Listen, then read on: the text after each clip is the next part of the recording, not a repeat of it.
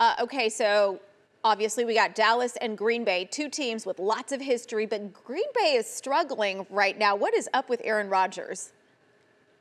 Yeah, it just seems like there's a huge disconnect between Aaron and his offense. And they've dealt with a lot of injuries and they've had some changeover. They lost their number one wide receiver to free agency over the last offseason.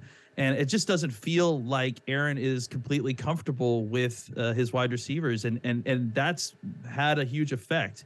Add in the defensive injuries that they've had. They've just run into a long stretch of bad luck, and their offense just never seemed to kind of get going the way that we're used to seeing a Green Bay offense kind of thrive. So this is also going to be a homecoming of sorts. Of course, Cowboys coach Mike McCarthy returning to Green Bay, a team he coached to a Super Bowl. How's that going to feel?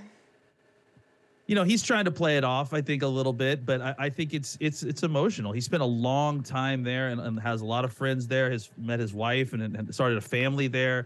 So it's a homecoming on all fronts, not just as a coach, but as his family as well. So I think, and I think it's going to be the same for Aaron Rodgers having his former head coach come back. So I think there's going to be a lot of heartfelt, hellos and goodbyes. And I think that everyone's going to say their piece. But I think once the whistle starts blowing, it's just going to be a football game, and they're going to be two teams desperately trying to win a football game. Yeah, no doubt. We heard some sound with Coach McCarthy, and he was getting emotional. You mentioned that, just in that, few short seconds, you could tell. And not just for them, right? The fans, too. The fans really looking forward to this game up there.